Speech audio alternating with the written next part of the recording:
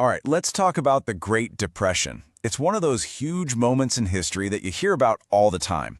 But it's more than just a stock market crash. It's a story of a global economic storm, and its lessons are, believe it or not, still shaping our world right now. So let's get right into the central mystery. A stock market crash is bad, for sure. But how did one bad day on Wall Street trigger a whole decade of global misery? What really happened that turned a crisis into a catastrophe? To really get what happened, we've got to go back in time, back to the decade before the crash, the Roaring '20s. On the surface, it was this incredible party, a time of huge optimism and growth. But underneath it all, the whole thing was built on some seriously shaky ground. So what was the rocket fuel for this whole thing? Well, it came down to this practice called margin trading.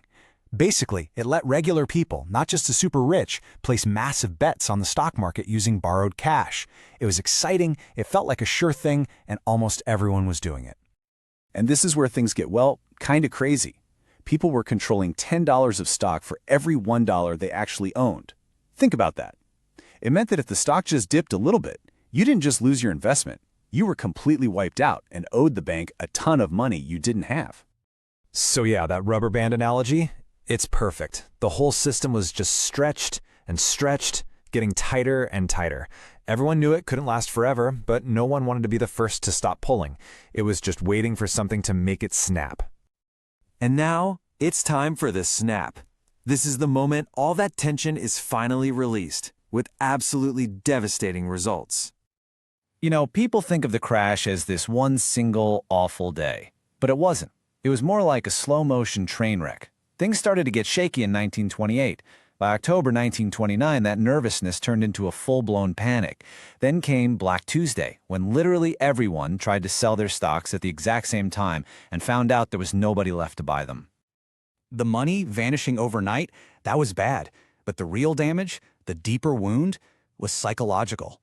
The absolute belief in American prosperity, it just evaporated. People slammed their wallets shut. Businesses stopped investing. The whole economic engine just ground to a halt. But here's the big question, right? Stock markets crash. It happens. They usually recover. So why didn't this one? What was the hidden fuel that turned this spark into a global inferno that just wouldn't go out? Well, it turns out there wasn't just one reason. There were three big, hidden culprits working behind the scenes that took a bad recession and turned it into the Great Depression. And the thing is, these three issues weren't happening in a vacuum. Nope, they were feeding off each other, creating this awful, vicious cycle, a downward spiral, that just kept pulling the entire world economy deeper and deeper into the mud. Okay, this is so important to understand. We kind of take it for granted today, but back then, there was no FDIC insurance. If you heard a rumor your bank was in trouble, your only choice was to literally run to the bank and pull your cash out. This panic caused even healthy banks to fail, and when a bank failed, poof, all the money it held just disappeared from the system. So this chart basically sums up what most economists believe today. Yeah, the crash was the trigger, the spark, but the real fire was fueled by two massive mistakes. First, the Federal Reserve, the country's central bank, let the money supply shrink, which was the exact opposite of what they should have done. Second, the gold standard acted like a pair of handcuffs, preventing governments from fighting the crisis effectively and spreading the economic pain all around the globe. All right, we've been talking a lot about economics and policy, but it's so important to remember. This wasn't just numbers on a page. This was a human catastrophe. And nowhere was that clearer than in the American heartland. And just when you think things couldn't possibly get any worse, they did. It was like a 1-2 punch from hell. At the very same time the economy was collapsing, years of bad farming practices and a massive drought caused the land itself to collapse, literally turning fertile farmland into a desert of dust.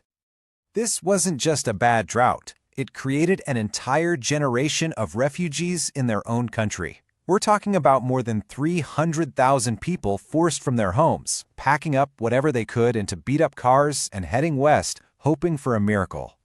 And this quote from a little kid just says it all, doesn't it? They were called Okies, and they weren't welcomed. They were seen as invaders, a drain on already scarce resources. They weren't just poor. They were outcasts in their own country.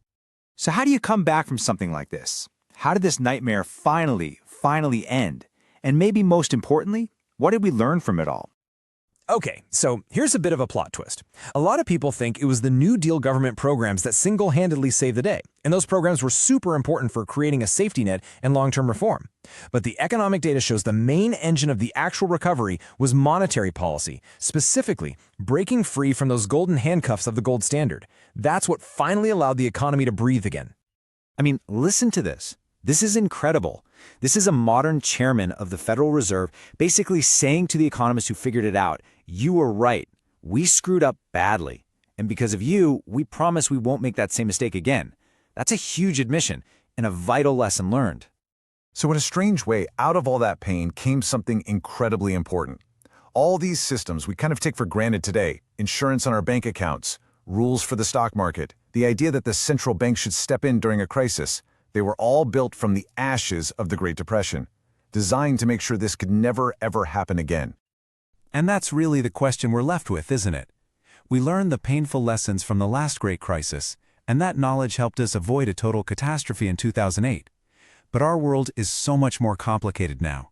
So you have to wonder, what's the next rubber band that's being stretched just a little too tight, somewhere out there right now?